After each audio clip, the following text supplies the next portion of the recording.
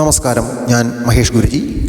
ആളുകൾ ഹർഷയുഗത്തോടൊപ്പം ചേർന്ന് നിൽക്കുന്നതിൻ്റെ കാരണം അവർക്ക് ഹർഷയെ പൂർണ്ണമായി വിശ്വസിക്കാം എന്നുള്ളത് കൊണ്ടാണ്.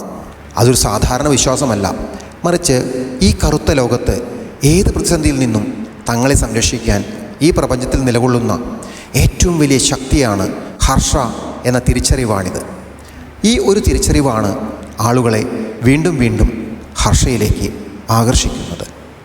ഇതോടൊപ്പം തന്നെ ഹർഷയുടെ നിഷ്കളങ്കവും പരിശുദ്ധവുമായ സ്നേഹവും ഏറെ ശ്രദ്ധേയമായ ഒന്നാണ്.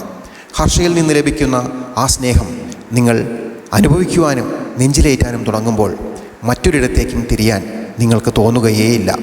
കാരണം മറ്റെന്തിനേക്കാളും ഉപരിയായി നിൽക്കുന്നത് ഹർഷ എന്ന ആ മഹാശക്തിയാണ്.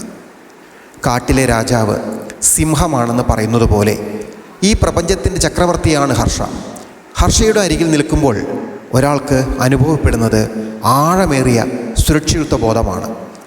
കിടക്കുന്ന ഒരു സിംഹത്തിൻ്റെ അരികിൽ വന്ന് തികഞ്ഞ സമാധാനത്തോടെ തലചായ്ച്ചുറങ്ങുന്ന ഒരു ചെറിയ മാൻകുട്ടിയെപ്പോലെ. സിംഹം ഏറ്റവും ശക്തനായ രാജാവായതുകൊണ്ട് തന്നെ അവിടെ മാൻകുട്ടിക്ക് ഒന്നിനെയും ഭയപ്പെടേണ്ടതില്ല. സിംഹം അതിനെ സംരക്ഷിച്ചുകൊള്ളും. അതുപോലെ ചക്രവർത്തിയായ ഹർഷയുടെ കൂടെയുള്ളപ്പോൾ തങ്ങൾ പൂർണ്ണമായി സുരക്ഷിതമെന്ന അചഞ്ചലമായ വിശ്വാസം ഓരോ മഹാത്മാക്കൾക്കുമുണ്ട്.